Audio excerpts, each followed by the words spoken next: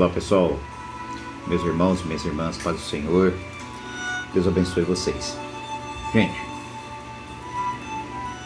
vamos comentar rapidinho aqui uma passagem bíblica. Eu estava meditando aqui na palavra de Deus, no Evangelho de Lucas, capítulo 15, versículo 16. É um versículo bem interessante, muito conhecido por sinal, que diz o seguinte: e desejava encher o seu estômago com as bolotas que os porcos comiam, e ninguém lhe dava nada. Lucas 15 e 16, passagem esta do filho pródigo. Quem que nunca leu? Quem que nunca ouviu uma pregação sobre o filho pródigo, né, gente? E desejava encher o seu estômago com as bolotas que os porcos comiam, e ninguém lhes dava nada. Eu estava aqui analisando, olha que interessante, né? A forma de tradução da palavra de Deus para nós hoje, os crentes aqui no Brasil. Eu não sei se vocês sabem, mas o grego, na sua forma original, ele é traduzido aliás, o Novo Testamento é traduzido do grego. E o Antigo Testamento ou o Velho Testamento é traduzido do hebraico, tá?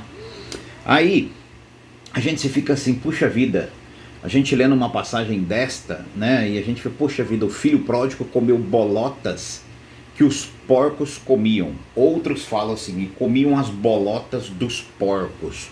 Outros comiam junto com os porcos a comida dos porcos.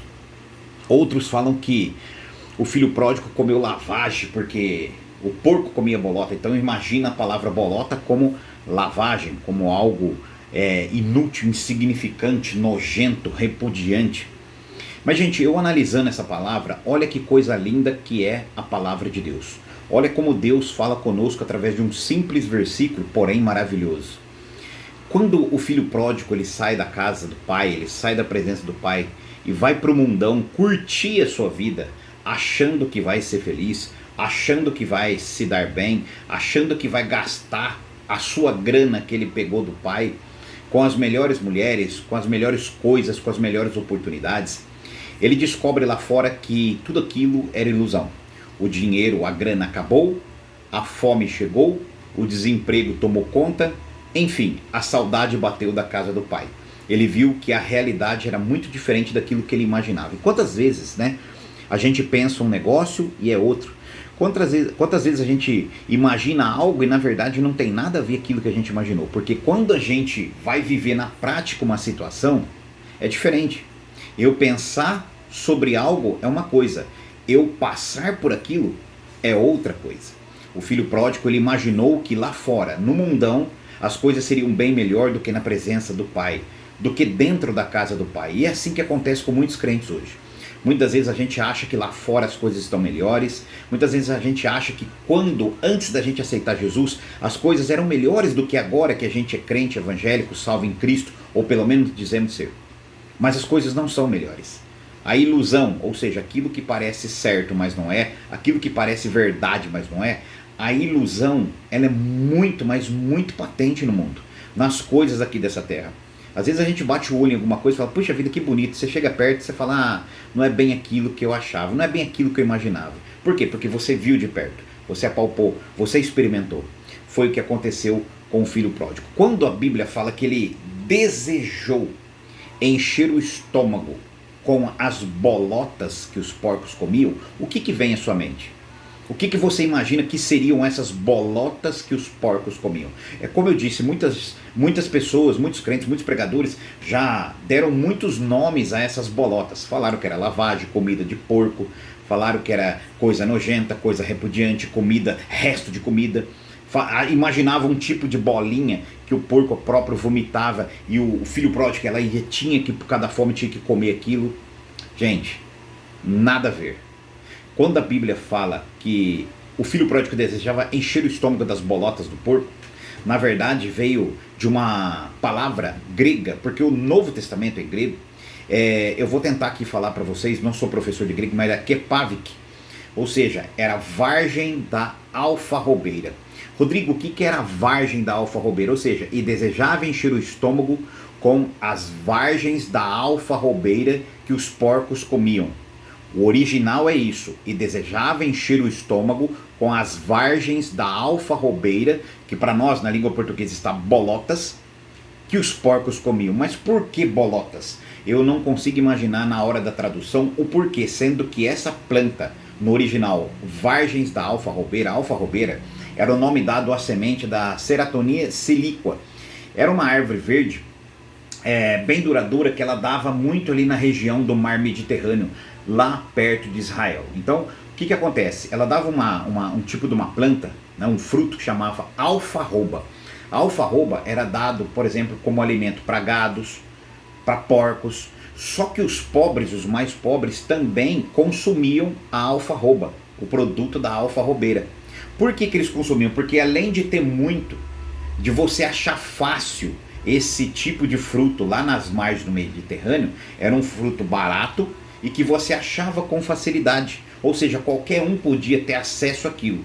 Como na época eles tinham melhores condições, melhores alimentos, melhores coisas para se comer do que uma alfarrobeira que dava na beira de um mar, na beira de um rio, eles desejavam então comer outras coisas. Mas os mais pobres, que não tinham condição de ter um alimento um pouco melhor, eles pegavam e comiam as vargens da alfarrobeira, ou seja, as bolotas do porco. Só que tem uma coisa, olha que interessante. Muitas pessoas atribuem isso à miséria extrema, ao passar fome extremo, ao ralo extremo. Olha, o filho pródigo ralou, hein? Gente, olha que interessante que a palavra de Deus nos diz. Essa planta, a Ceratonia siliqua, é uma planta que ela tem um interesse medicinal muito grande. Ela não é uma planta ruim. As bolotas dos porcos, que os porcos comiam, aliás, ou seja, a vargem da alfarrobeira, ou seja, a alfarroba, era uma planta medicinal. Era usada para várias coisas, era usada para fazer doce, bolacha. Hoje em dia se fazem isso. Era uma planta verde, tinha muita duração, ela dava tipo de umas vargens grandes, chegava até mais ou menos 20 centímetros. E dentro dessas vargens existiam o quê? A goma e a polpa. Era isso que os gados comiam, que os porcos comiam, que os mais pobres comiam, mas não para matar somente a fome. Olha que interessante. Essa planta, aliás, a Ceratonia siliqua, ou seja, a alfarrobeira, ou seja, a bolota que o porco comia, era uma planta medicinal. Ela de alguma forma fazia bem para o organismo. Ela sustentava o pobre, o animal, o porco ou o gado, para não morrer de fome. Olha que interessante, que lição de vida que nós aprendemos aqui. O filho pródigo pecando, desistindo de ficar na casa do pai, abandonando a casa do pai, saindo da presença do pai para viver no mundão.